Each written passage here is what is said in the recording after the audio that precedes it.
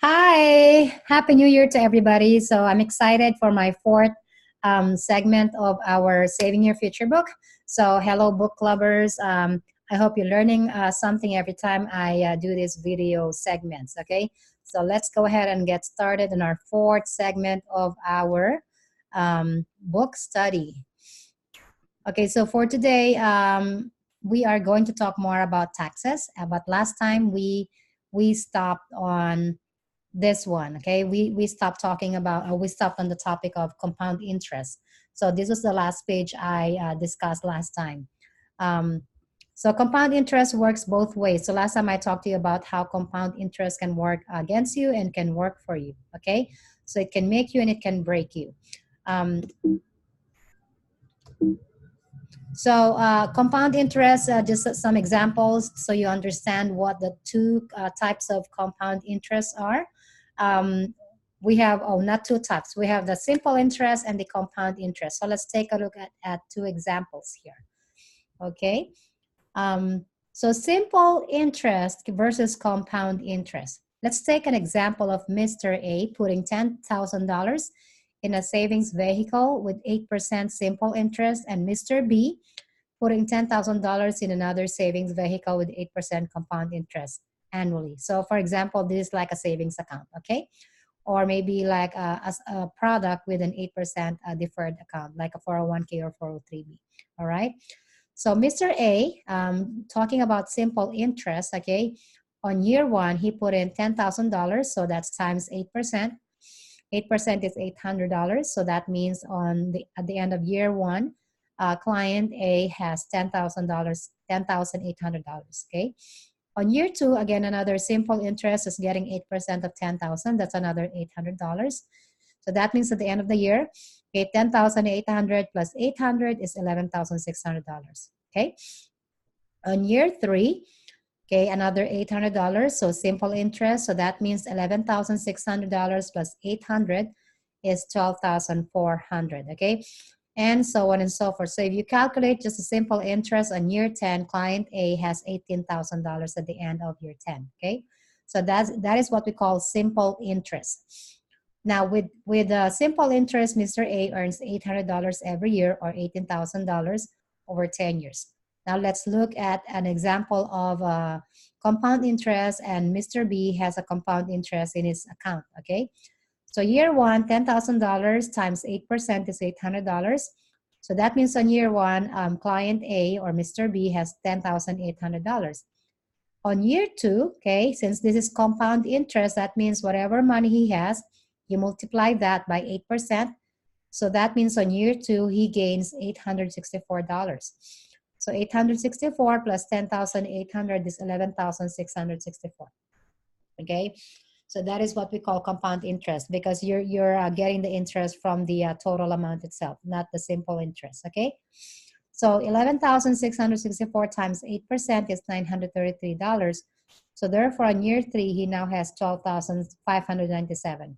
If you continue doing that on year 10, Mr. B now has $21,589.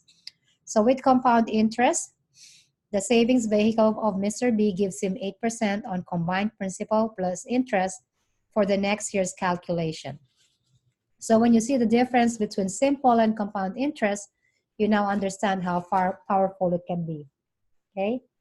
So simple interest versus compound interest. So mind you, for student loans, that is compound interest also, okay? So that is how the interest in student loans can hurt you, because it is compound interest, okay?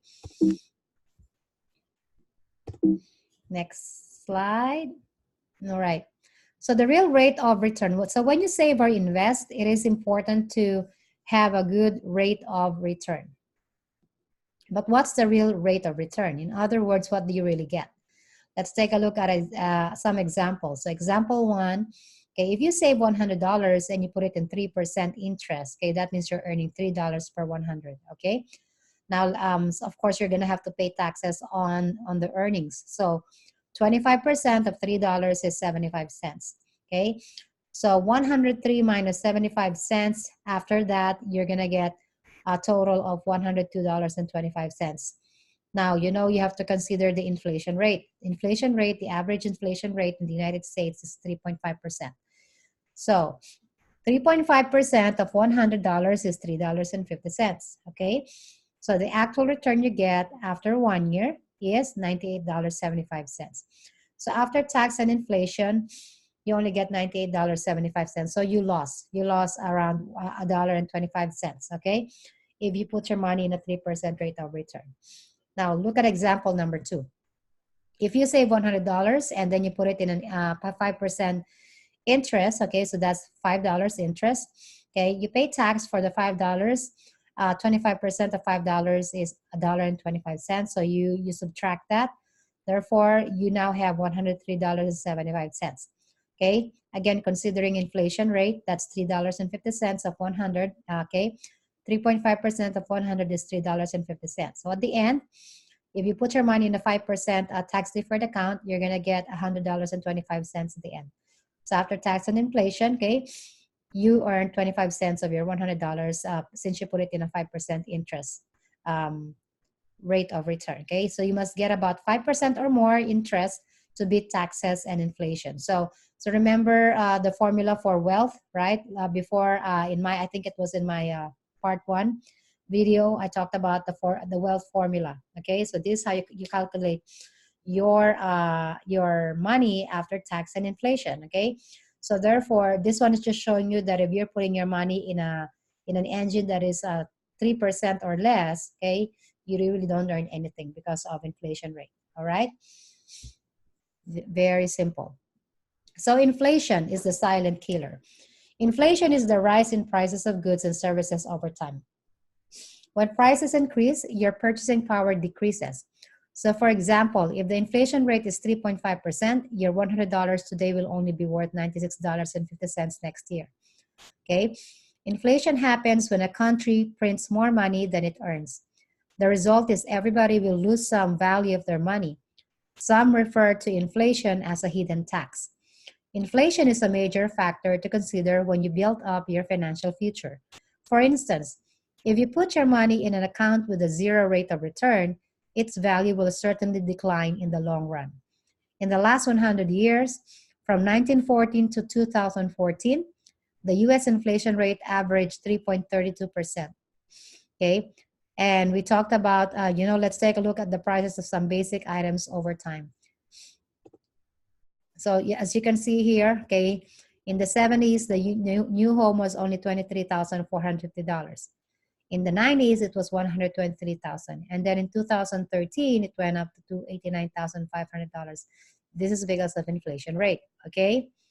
And as you can see, car in the 70s are around $3,400, went up to $16,950 in the 90s, and then now at $31,352 in 2013, okay? And so on and so forth for loaf of bread and wages, okay? So now, 2013, it's the average wage is 44,321.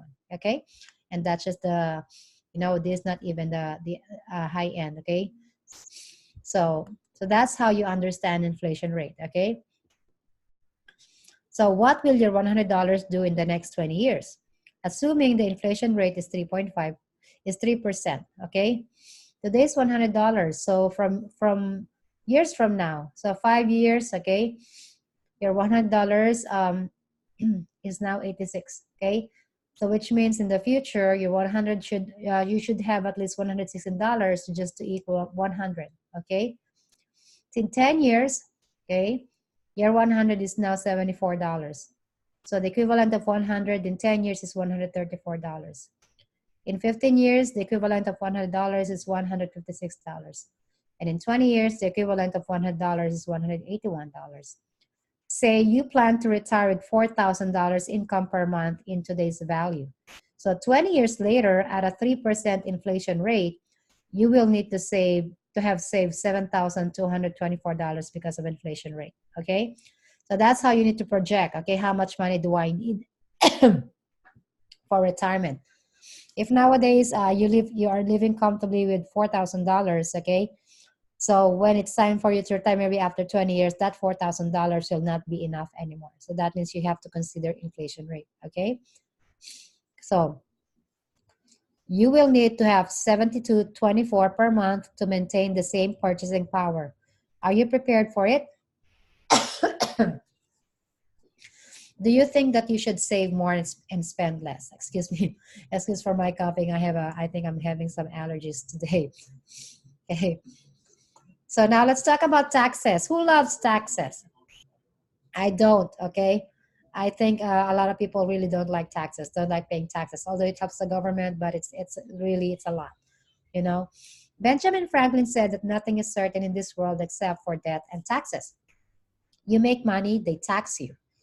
You spend money, they tax you. You save money, they tax you. And you die, they still tax you. So from sales tax to income tax to property tax to estate tax and every other tax, anywhere you turn, the tax collectors await. One bit of good news is that the highest current U.S. federal income tax rate is rather low compared with the past. It was over 90% during the President Kennedy's time and 70% at the beginning of the Reagan era. Today, the top tax bracket is lower, but if you add state income tax, the total may be higher. For current tax rates, please visit www.irs.gov, okay? So history of income tax rate from 1913 to 2015. It is now 2020. This will be different, okay? So as you can see, from 1913, we had 7% average tax bracket rate, okay? And if you look at 2003, oh, here, you look at 1944, went up to 94%, okay? 2013 to 2015, it is now 39.6% because of the American Taxpayer Relief Act of 2012. Okay, so what do you expect? Okay, about taxes, will it go down or it go up? I think it's gonna go up in the coming years. Okay, so make sure when you're planning for retirement, okay, you're considering the tax rate you're gonna have to pay. Okay, wouldn't it be nice not to pay anything for taxes when you retire, right? Um, so while Canadians have different tax brackets and rates and some differences in the taxes they pay, such as GST, HST, the ultimate impact and effect of taxes are the same. It leaves less money in your pocket. For current Canadian tax rates, please visit this website, okay, or this link.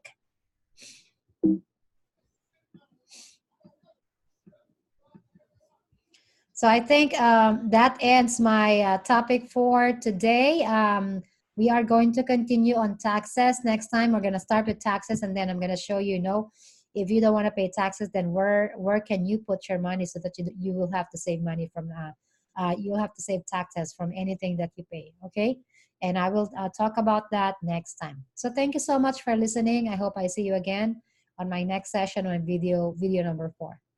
Bye.